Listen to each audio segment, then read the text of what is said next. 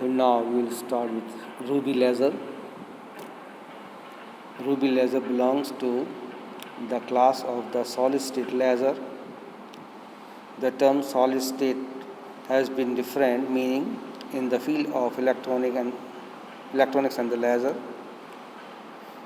A solid state laser is one in which the active centers are fixed in a crystal or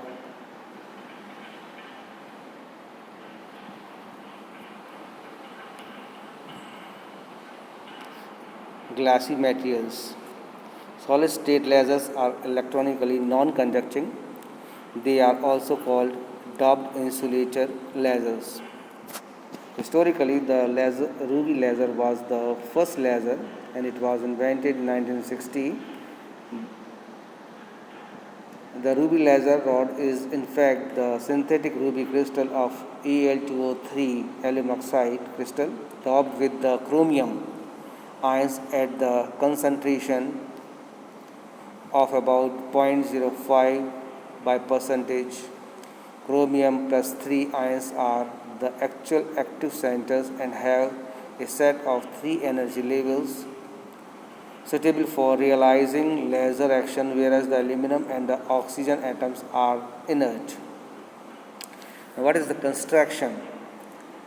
The schematic of a ruby laser is shown in figure. Ruby rod is taken in the form of a cylindrical rod of about 4 cm in length and 0.5 cm in diameter. Its ends are grounded and polished such that the end faces are exactly parallel and are also perpendicular to the axis of the rod. One face is silvered or achieve 100% of reflection, while the other is silvered to give 10% transmission and 90% of reflection. The silvered faces constitute the Fabry-Perot resonator. The laser rod is surrounded by a helical photographic flash lamp filled with xenon. Whenever activated by the power supply, the lamp produces the flash of a white light. This is shown. Here it is ruby laser and surrounded by the flash lamp which is connected by the power supply. Here the two end of the rod, they are 100% silver and 90% silver in right hand side, and after multiple of reflection the laser beams comes out.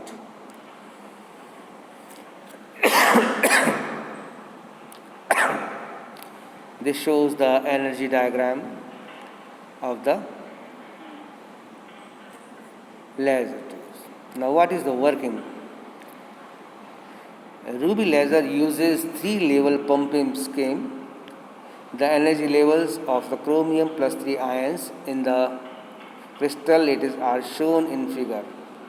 These are the energy levels 1, 2 and 3, and intermediate there are metastable states, and when ground state to second state there is a green, blue and different type of lasers are produced, non-radiative transition, stimulated emission and so on, they are given. There are two wide energy bands E3 and E3 dash. Here see, here E3 and E3 dash. And a pair of closely spaced level at E2. E2 level is given. When the flash lamp is activated, the xenon discharge generates an intense burst of white light lasting for a few milliseconds.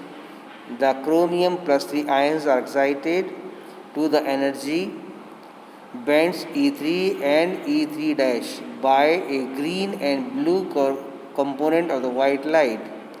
The energy level in these bands have a very small lifetime, nearly 10 to the power minus 9 second. Hence, the excited chromium plus 3 ions rapidly lose some of the energy to the crystal lattice and undergoes non-radiative transition. They quickly drop the, here it is shown that this is non-radiative transition. They quickly drop the levels E2. The pair of levels at E3 are metastable states having a lifetime approximate of nearly 1000 times more than that of the lifetime of E3 level. Therefore, chromium plus 3 ions are accumulate at E2 level when more than half of the chromium plus 3 ions population is accumulate at E2 level. The state of population inversion is established between E2 and E1 level. A chance photons emitted by the spontaneously by the chromium plus 3 ion initiate a chain of stimulated emission by other chromium plus 3 ions in the metastatic state. Red photons of white light of wavelength 6943 angstrom traveling along the axis of the ruby rod are repeatedly reflected at the end of mirrors and the light amplification takes place. A strong intense beam of bright light emerges out of the front end of the mirror.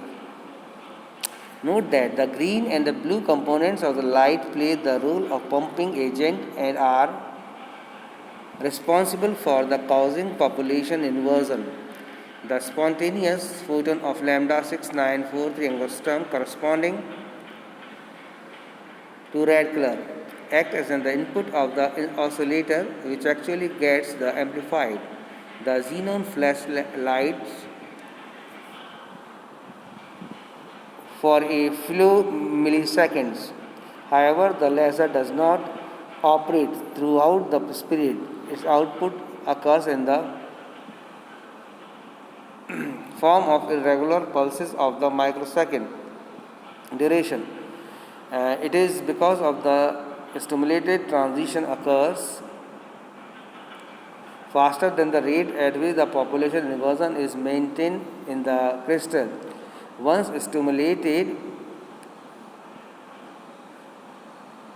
transition commences, the metastable state E2 gets depopulated very rapidly and at the end of each small pulse, the population of E2 has fallen below the threshold value required for sustain the emission.